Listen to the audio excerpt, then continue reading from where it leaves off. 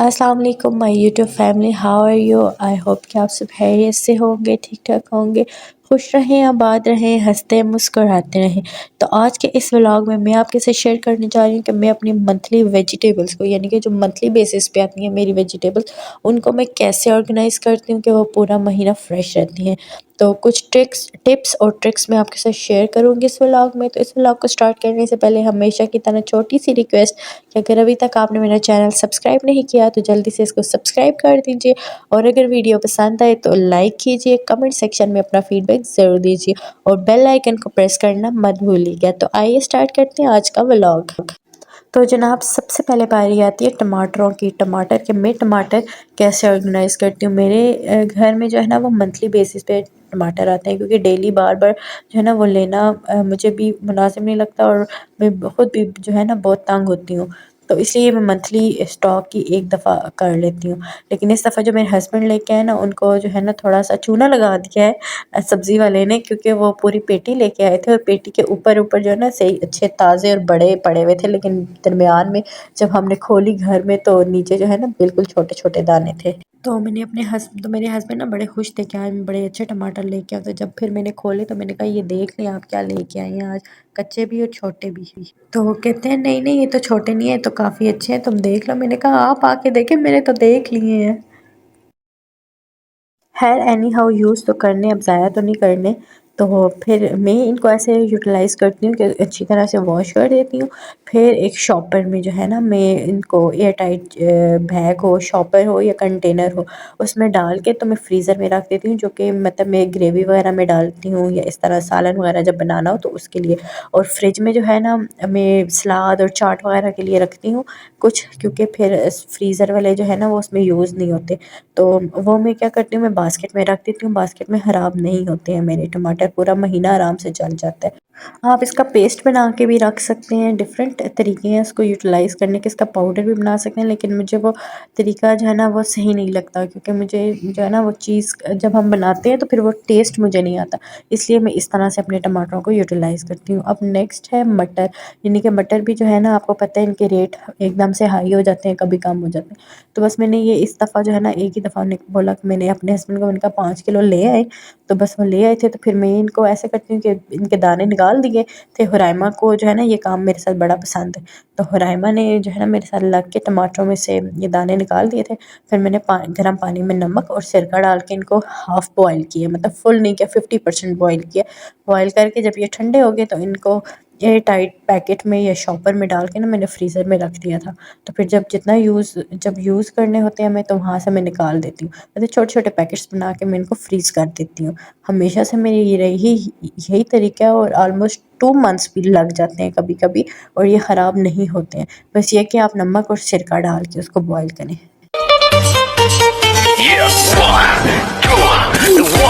अच्छा, अब ना यहाँ पे मैं धनिया जो है ना उसको वो करने लगी थी ऑर्गेनाइज़, क्योंकि मुझे ना ये डिफरेंट तरीक़ों पे मैं इसको इस्तेमाल करती हूँ। तो मैंने इसको फ्रिज में भी रखना था, फ्रीज़र में भी। वैसे इसको ना सेव करने के 3-4 तरीके हैं, तो मैं आपके साथ तीनों टिप्स शेयर करती हूँ। पहला है इस चम्मच का, यानी कि अगर आपने इसको फ्रिज में ही रखना है तो आप इसको किसी प्लेट में, मतलब काट के धो के खुश्क करके आप प्लेट में रखें और ऊपर आप चम्मच रख दें। तो वो आपके ना 15 टू 20 डेज़ तक आपका जो धनिया है ना वो बिल्कुल वैसा ही रहेगा। सेकंड पे जो है ना वो है अंडा, यानी कि जिस तरह मैंने ये रखा हुआ है ना, आप इसी तरह से धनिये को काट के प्लेट में रख के ऊपर आप ये अंडा रख दो, तो 15 दिन तक आपका जो धनिया है ना वो बिल्कुल सेव रहेगा, बिल्कुल वो फ्रेश रहेगा। अब जो तीसरा तरीका है जो कि मैं अपनाती हूँ इसके लिए, वो ये है कि मैं इसको अब जैसे आपके सामने ना मैं इसको खो रही हूँ, इसकी जो स्टेम्स है वो मैं काट देती हूँ, और फिर इसको मैं न्यूज़पेपर में रैप करके ना फ्रिज में रख देती हूँ। मतलब जितना मैंने फ्रिज में रखना होता है, क्योंकि सारा मैं फ्रिज में नहीं रखती हूँ, आधा मैं फ्रीज़र में भी इसको स्टोर करती हूँ। तो इसको ना अब जैसे आपको ये नज़र आ रहा है, मैं इसको न्यूज़पेपर में अच्छी तरह रैप कर दूँगी, और जब जब मुझे ये चाहिए होगा ना तो बस मैं इसको निकाल के इसको यूज़ करके फिर दोबारा से इसी तरह आप इसको टिश्यू में भी रैप करके रख सकते हैं, ठीक है। तो अब है फ्रीज़र में, यानी कि फ्रीज़र में मैं कैसे रखती हूँ। वो तो फ्रिज का था कि चलो फ्रिज में, अब फ्रीज़र में ये है ना कि फ्रीज़र में जब मैं रखती हूँ तो उसको जब चटनी वगैरह बनानी होती है तो उसके लिए मैं इसको यूटिलाइज़ कर लेती हूँ, या किसी भी सालन में, ग्रेवी में डालना हो ना तो फिर मैं फ्रीज़र वाला यूज़ करती हूँ। और फ्रिज वाला वो ऑमलेट वगैरह के लिए, चाट वगैरह के लिए, इस तरह की जो चीज़ें होती हैं ना, या दम पे रखने टाइम ना मैं उसको फ्रिज वाला यूज़ करती हूँ। तो फ्रीज़र के लिए मैंने इसको ऐसे यूज़ किया कि मैं इसको धो के खुश कर दिया था और फिर उसको बारीक-बारीक चॉप किए जैसे आपके सामने है। फिर कोई भी आप जार लें, जैसे ये आपके सामने जार नज़र आ रहा है, इसमें मेरा थोड़ा-सा ही धनिया बचा हुआ था। ये जैम की बॉटल है, ठीक है? आप भी इसको यूटिलाइज़ कर सकते हो। तो जैम की बॉटल को मैंने अच्छी तरह फ़िल किया, मतलब काँच की होनी चाहिए, प्लास्टिक की नहीं होनी चाहिए।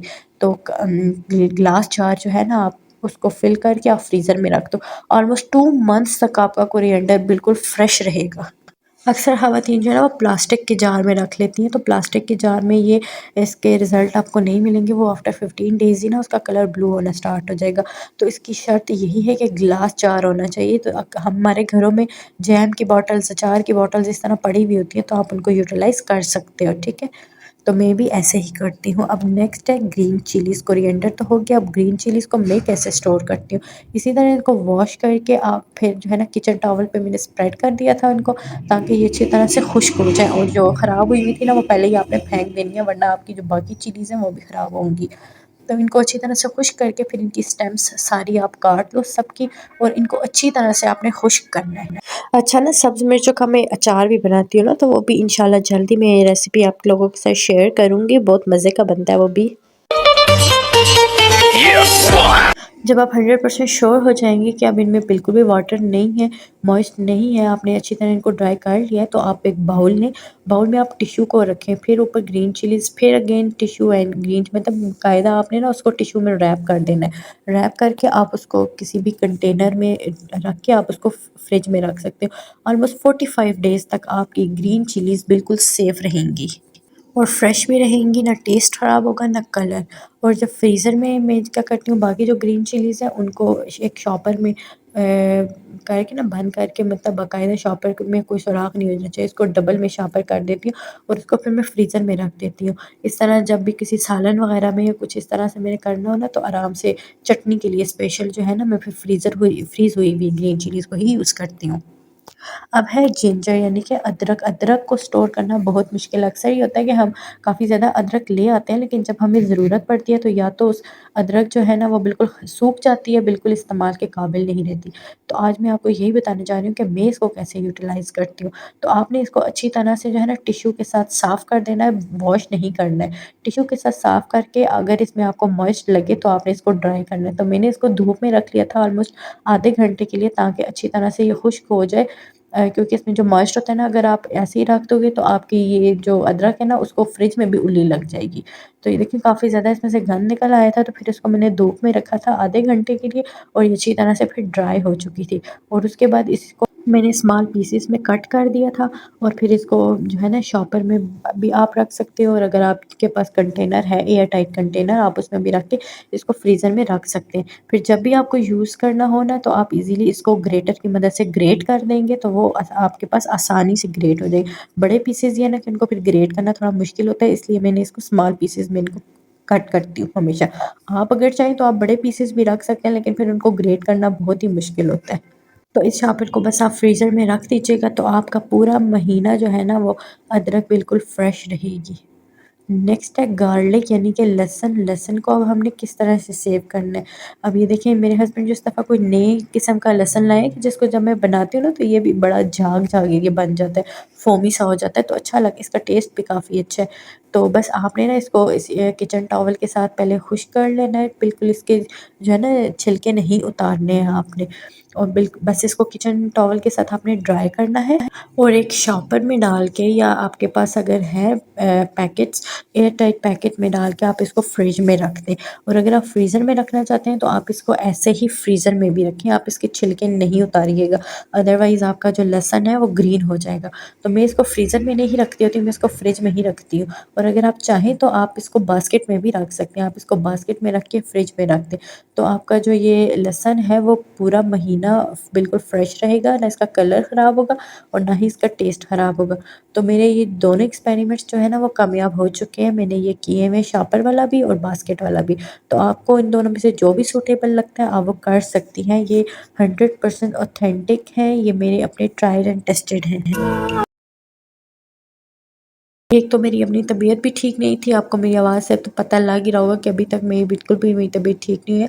ऊपर से वेजिटेबल्स को ऑर्गेनाइज़ करना ये बहुत ही मुश्किल टास्क है ना, काफ़ी जो है ना टाइम आपका लग जाता है, पूरा दिन लग जाता है और फिर साथ मैंने आपके लिए व्लॉग भी बनाना था तो बहुत ज़्यादा मैं थक चुकी थी। तो मुझे उम्मीद है कि आपको मेरा ये व्लॉग पसंद आ रहा होगा। तो अगर आपको मेरा व्लॉग पसंद आए तो उसको ज़रूर लाइक, कमेंट करें और शेयर भी ज़रूर करें।